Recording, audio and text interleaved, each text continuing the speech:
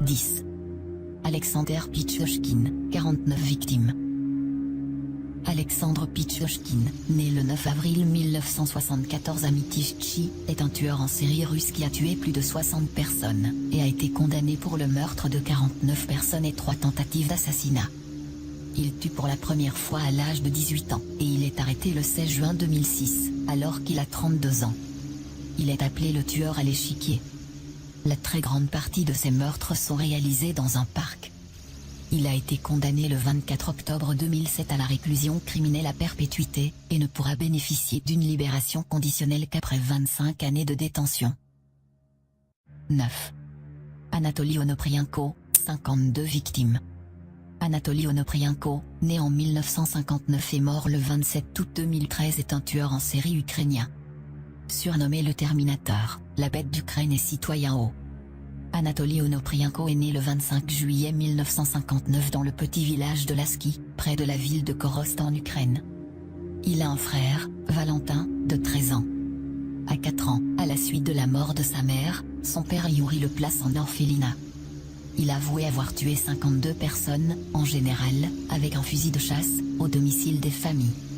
Le 27 août 2013 Onoprienko est décédé dans la prison de Jitomir des suites d'une défaillance cardiaque. 8. Andrei Chikatilo, 52 victimes. Andrei Chikatilo, né le 16 octobre 1936 à Yablotchnoï, village d'Ukraine alors soviétique, et exécuté d'une balle dans la nuque le 14 février 1994, est un tueur en série ukrainien surnommé le monstre de Rostov. Il a assassiné des femmes et de nombreux enfants. Impuissant, il obtenait sa satisfaction sexuelle en torturant et assassinant ses victimes. Il les mutilait puis consommait leur chair.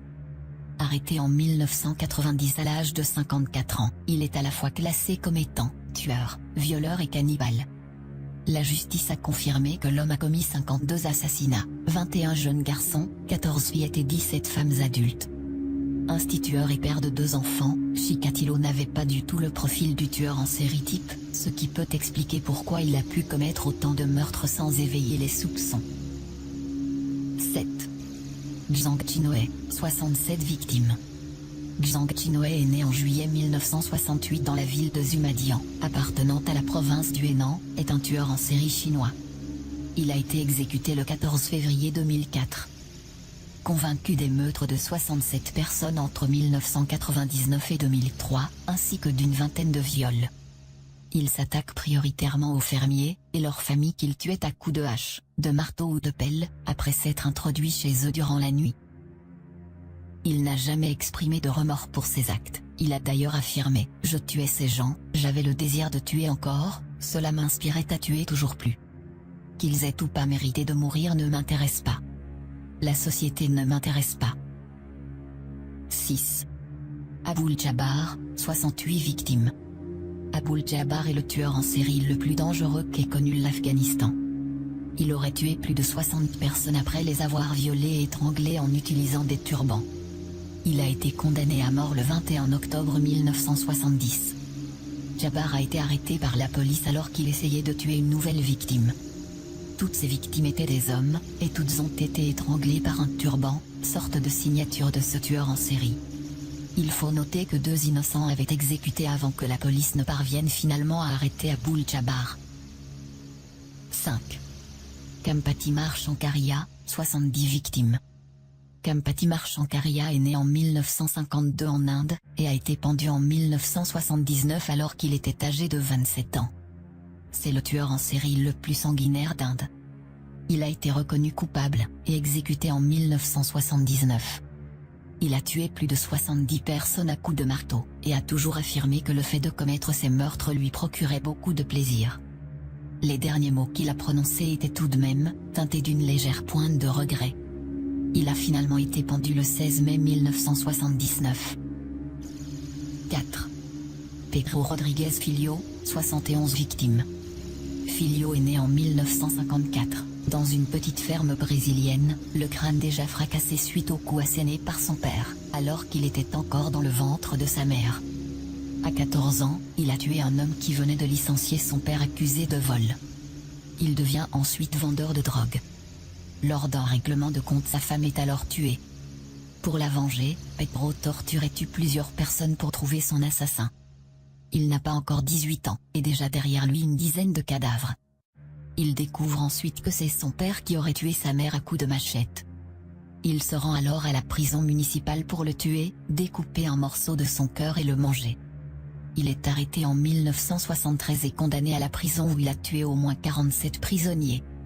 Relâché en 2007, il est de nouveau condamné et emprisonné en 2011. 3. Daniel Camargo Barbosa, 72 victimes. Daniel Camargo Barbosa, né le 22 janvier 1930 en Colombie, et mort le 13 novembre 1994 en Équateur, était un tueur en série psychopathe colombien. On estime qu'il a violé et tué plus de 150 jeunes filles en Colombie et en Équateur entre 1974 et 1986. Camargo sélectionnait toujours des jeunes filles seules et vulnérables et gagnait leur confiance. Il leur proposait alors de l'argent pour qu'elles lui indiquent le chemin menant à une église protestante. Il prétextait alors vouloir trouver un raccourci pour attirer ses victimes dans un sous-bois avant de les violer et de les poignarder, voire de les étrangler. 2. Pedro Lopez, 110 victimes. Pedro Lopez est un tueur en série né le 8 octobre 1948 à Tolima, en Colombie. Il a avoué être responsable des enlèvements, des viols et des meurtres de plus de 310 enfants. En 1998, ce tueur a été libéré. Il avait pourtant déclaré qu'il continuerait à tuer, il est d'ailleurs toujours en liberté. Le tueur pratiquait ce qu'il appelait la fête des massacres, pratique barbare où après avoir joué avec les corps des victimes, il les démembrait. Selon lui, tout le plaisir résidait dans le fait de regarder sa victime dans les yeux pendant qu'il la tuait. La nuit, il rassurait et berçait l'enfant au milieu des cadavres de ses précédentes victimes. 1. Luis Garavito, 138 victimes. Luis Garavito, né le 25 juillet 1957 à Genova, est un tueur en série et violeur colombien. C'est le tueur en série connu le plus prolifique. En 1999, il a reconnu les meurtres et les viols de 138 jeunes garçons, mais le nombre de ses victimes, déduit sur la base des restes de squelettes retrouvés par rapport à des cartes que Garavito a fait en prison, pourrait dépasser les 300. Les viols étaient commis principalement sur de jeunes garçons pauvres dont il gagnait la confiance. La somme de tous ces crimes équivaut à 1000 ans de prison, seulement la peine maximum en Colombie est de 30 ans.